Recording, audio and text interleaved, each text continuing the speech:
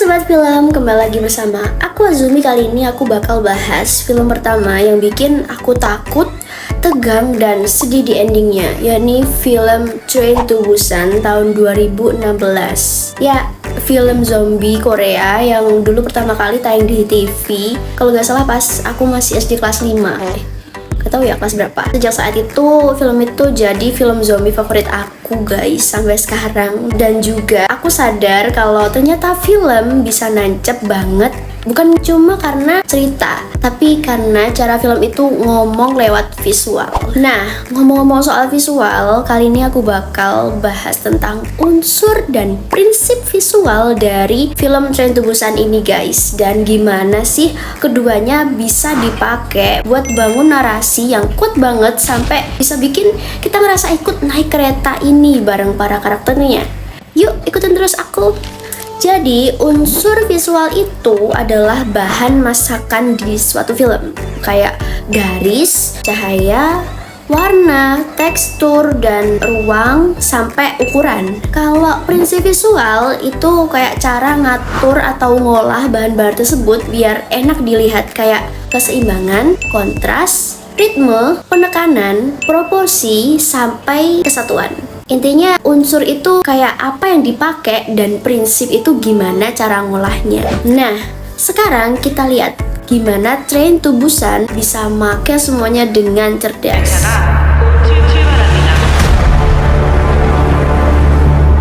저기요. 이상한 사람이 타고 있는 것 같은데. Kita masuk ke unsur visual. Yang pertama yakni garis. Kereta itu tempat yang penuh garis. Lorongnya harus panjang, kursinya berbaris, jendelanya tuh berjajar, dan itu bukan cuma pajangan. Garis-garis ini sebenarnya kayak nyindir kita kalau lu tuh nggak bisa kemana-mana, lu cuma bisa maju. Mau balik, ada zombie. Mau turun, ya goodbye, selamat tinggal. Garis ini kayak ngatur rasa terjebak dalam situasi di film tersebut. Yang kedua yakni bentuk. Manusia tuh bentuknya rapi, tegak, dan normal. Tapi kalau zombie, punggungnya miring, badannya rusak, bahunya patah, kayak gak beraturan gitu kan.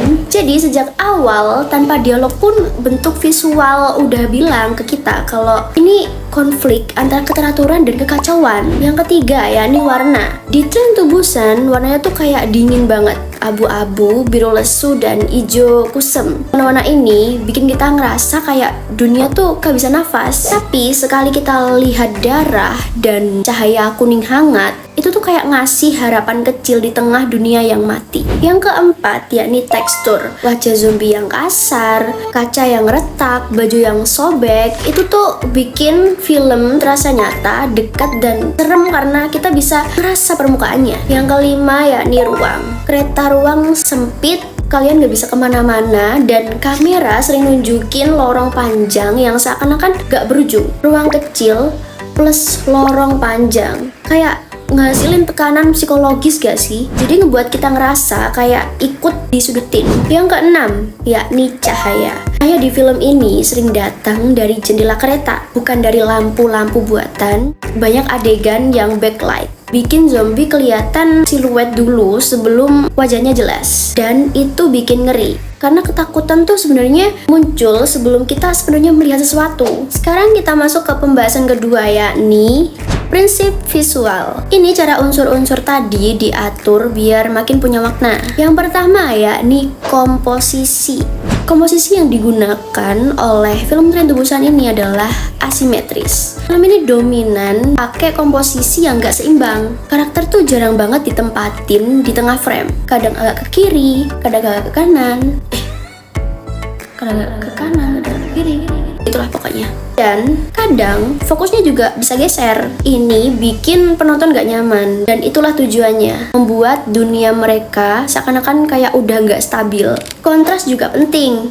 Kontras bukan cuma soal gelap versus terang, tapi manusia versus zombie, dan gerak cepat versus hening total. Kontras inilah yang bikin emosi kita kayak naik turun. Ritme visual juga dibangun dengan cerdas. Aksi cepat, terus tiba-tiba hening, abis itu chaos lagi. Rasanya kayak penonton diajak naik roller coaster emosional, tapi lewat visual, bukan dialog. Penekanan visual juga sering dipakai. Ada momen di mana kamera pelan-pelan ngezoom cahaya dari jendela nyorot karakter tertentu atau fokus pindah perlahan. Itu tanda ini momen penting. Bahkan kalau gak ada dialog pun kita tetap ngerti. Dan meskipun suasananya chaos, film ini punya keseimbangan visual yang rapi. Penonton selalu tahu siapa di mana, siapa lagi ngapain, zombie datang dari mana. Sutradaranya tuh pinter ngatur komposisi biar penonton gak kebingungan walaupun adegannya liar. Nah, sekarang pertanyaannya gimana sih cara semua unsur dan prinsip visual tadi bisa ngebantu ngebangun cerita di film tersebut? Yang pertama yakni garis dan ruang yang ngebantu ngebangun rasa terjebak. Kereta itu simbol hidup manusia modern yang serba cepat. Tapi begitu dunia hancur, kecepatan itu gak ada gunanya. Dan garis lorong yang panjang banget itu kayak metafora bahwa harapan selalu ada di depan, tapi harus ditempuh sambil dikejar maut. Warna dinginnya yang juga ngasih kesan bahwa hubungan manusia tuh udah membeku. Jadi ketika ada adegan hangat, kayak momen ayah dan anaknya, itu rasa jauh lebih emosional karena warnanya tiba-tiba berubah jadi sedikit lebih hangat. Bentuk zombie yang berantakan itu sebenarnya simbol egoisme dari kehancuran moral manusia. Mereka adalah refleksi ekstrim dari masyarakat yang udah nggak peduli satu sama lain. Komposisi asimetris bikin kita ngerasa dunia benar-benar kacau, dan ketika film sesekali kasih frame simetris, itu jadi momen kecil harapan. Seakan-akan dunia bilang, kamu masih ada kesempatan gitu. Cahaya juga bekerja sebagai penanda karakter. Karakter baik yang masih punya sisi manusiawi biasanya disorot cahaya yang lebih lembut. Karakter egois atau antagonis yang lebih sering berada di bayangan. Halus tapi ngena banget. Ritme visual ini sejalan dengan perkembangan karakter. Ayahnya yang awalnya dingin, lama-lama jadi manusiawi. Anaknya yang awalnya pasif, jadi lebih kuat. Ritme film berubah mengikuti mereka. Dan akhirnya semua unsur visual ini ngebangun narasi bahwa Train to Busan ini bukan cuma film zombie, tapi film tentang manusia. Tentang bagaimana kita bereaksi saat dunia runtuh. Tentang hubungan orang tua dan tentang anak. Tentang egoisme, pengorbanan, dan pilihan siapa yang ingin kita lindungi. Dan mungkin itu ya alasan kenapa pas aku kecil tanpa ngerti teori apapun, film ini bisa bikin aku tegang, takut, dan nangis. Karena visualnya ngomong langsung ke perasaan. Tanpa kita sadar, kita udah dibawa masuk ke perjalanan emosional kereta itu. Jadi gitu aja pembahasan dari aku tentang prinsip dan unsur visual. Dan gimana sih cara nyatuinnya biar membuat film ini tuh lebih ngena lagi. Oke, segitu aja dari aku. Bye!